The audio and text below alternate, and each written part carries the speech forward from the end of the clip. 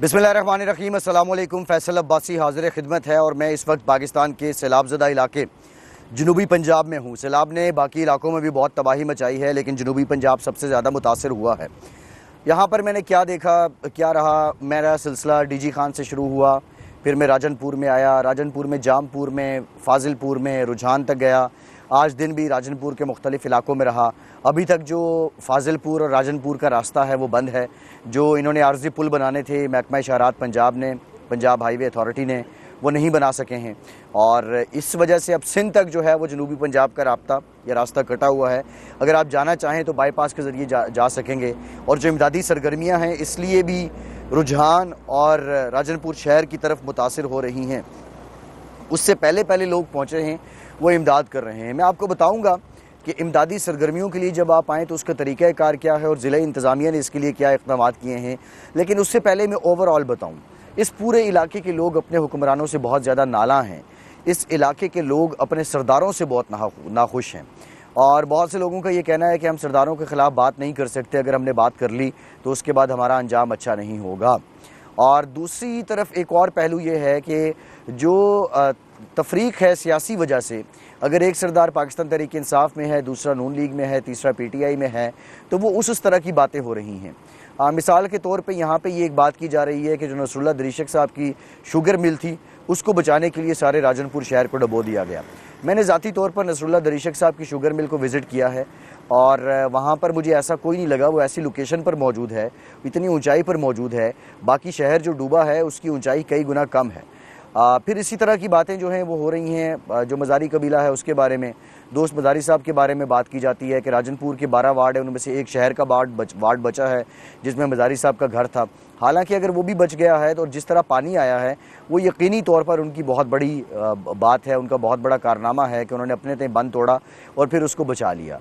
अब मामलात ये हैं कि खैमा बस्तियाँ यहाँ पर कायम हैं। मैं आपको बड़ी इंपॉर्टेंट बात बताने वाला हूँ कि यहाँ पे अगर आप इमदाद लेकर आते हैं, आप रिलीफ लेकर आते हैं तो उसका तरीक़ाकार क्या होना चाहिए। एक तो सबसे पहले आप नोट कर लें, आज जो DC हैं यहाँ के, इसके आसिफ रहीम नाम है राजनपुर के, जो हाल ही में यहाँ पे DC तैनात किए गए हैं, उनकी जानिब से एक नंबर जो है वो जारी किया गया है और मैं आपके सामने ये नंबर दोहरा देता हूँ ताकि आप इस नंबर को नोट कर लें, अपने पास लिख लें। 0304 092 0093 0304 092 0093 ये नंबर है जी। 0304 092 0093 DC राजनपुर का ये ऑफिशियल नंबर है। आरिफ रहीम इनका नाम है। अगर आप इमदाद लेकर आना चाहते हैं तो आप DC ऑफिस से रब्ता कीजिए। DC ऑफिस आपको गाइड करेगा कि कौन कौन से इलाके हैं जहां पे इस वक्त रिलीफ की अशद ज़रूरत है और DC ऑफिस आपको ये भी बताएगा कि रिलीफ के लिए वो आपको कैसे फैसिलिटेट करेगा। क्योंकि राजनपुर में और जो फाजिलपुर है यहाँ पे हालात ऐसे हैं कि पहले जब पानी ज़्यादा था तो यहाँ कश्तियों की मदद से आप जा सकते थे, लेकिन अब पानी उतर गया है तो कश्ती उस पर चल नहीं सकती और पानी इतना है कि आप गाड़ी लेकर ये पैदल नहीं जा सकते। ज़मीनी राब्ता अब भी मुनक़ता है, कुछ जगहों पे रस्से लगाए गए हैं और रस्सों की मदद से लोग आ जा रहे हैं। बहरहाल ज़िले इंतज़ामिया इसको लेकर अपने इक़दामात कर रही है। आप इस नंबर पर रब्ता करें, ये आपको गाइड करेंगे, आपको फैसिलिटेट करेंगे। और अगर आपको फैसिलिटेट या गाइड नहीं करते तो फिर आप लोग हमें बताइए, हम इस मामले को हाईलाइट करेंगे। ये आज मेरी जो बात हुई DC साहब से, उन्होंने ये नंबर भी दिया। ये नंबर पाकिस्तान के जो टेलीविज़न चैनल्स हैं उन पे भी आया है। एक तो ये बात याद रख लीजिए। अच्छा, दूसरी इंपॉर्टेंट बात, एक तो कल के वीलॉग में मैंने आइटम्स के बारे में बताई थी कि इस वक्त किन किन चीज़ों की ज़रूरत है। कुछ मामलात ऐसे हैं, क्योंकि मैंने ये देखा डीजी खान से ले के रुझान तक, रुझान जो पंजाब की आखिरी तहसील है, कि जो इंडस हाईवे है इसका जो लेफ़्ट साइड है वो दरियाए सिंध वाली साइड है। वहाँ पे दरियाए सिंध में अल्हम्दुलिल्लाह सैलाब नहीं आया, वो साइड बड़ी हद तक सेफ़ है। इसकी जो राइट साइड है ये रोत कोहियों वाली साइड है, यानी जो को सुलेमान से 7 नाले निकलते हैं उनमें बारिशों का पानी जो आता है उसने यहाँ पे तबाही मचाई है। और राइट साइड पे 80% तबाही है। यहाँ पे सैकड़ों एकड़ हैं जहाँ पे खड़ी फसलें तबाह हो चुकी हैं और राइट साइड पे 80% आबादी डिस्प्लेस्ड है। अब डिस्प्लेस कहाँ पे है, या उनमें से जो लोग करीब थे इंडस हाईवे के उन्होंने वहाँ पे पनाह ले ली है, जो लोग दूर हैं, मिसाल के तौर पे किसी का घर इंडस हाईवे से 10 किलोमीटर दूर है तो उन्होंने करीब में जो डिस्ट्रिक्ट काउंसिल की रोड्स हैं या बंद हैं या टीलें हैं वहाँ पे पनाह ले रखी है, और इसी तरह रेलवे की पटरी पे भी लोगों ने पनाह ले रखी है। अब जो इंडस हाईवे के करीब लोग हैं जिनकी खैमा बस्ती इंडस हाईवे पे कायम है, आप जब इमदाद देने के लिए दूसरे शहर से आते हैं, शाहराह पे लोग हैं, तो आप उनको इमदाद दे देते हैं।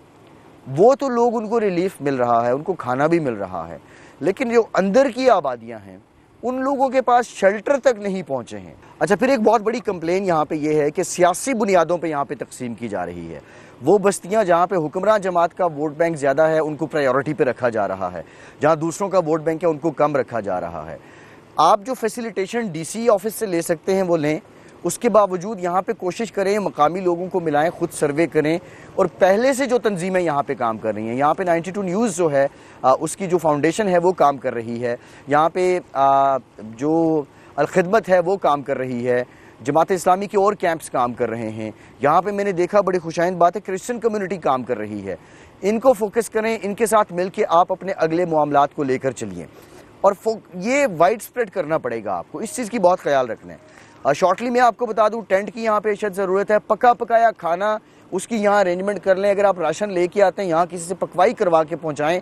लोग अभी इस पोजीशन में नहीं है कि वो खुद खाना बना सकें। अब बच्चों के दूध का मामला है, ख़वातीन की बुनियादी ज़रूरियात जो हैं उनकी अशद ज़रूरत है। यहाँ पे अब अद्वियात चाहिए, सांप के काटने की अद्वियात और दीगर अद्वियात। सो गुजारिश ये है कि आप एक पूरी प्लानिंग के साथ आइए, और डीसी ऑफिस का नंबर मैंने आपको दिया है, इस पर आप ज़रूर रब्ता करें, मकामी लोगों से रब्ता करें। वंस अगेन पाकिस्तान को आपकी ज़रूरत है, एहसास की ज़रूरत है। एहसास तब होगा जब आप खुद को इन लोगों की जगह कंसिडर करेंगे जहां से मैं आपसे मुखातिब हूँ। फैसल अब्बासी को इजाज़त दीजिए।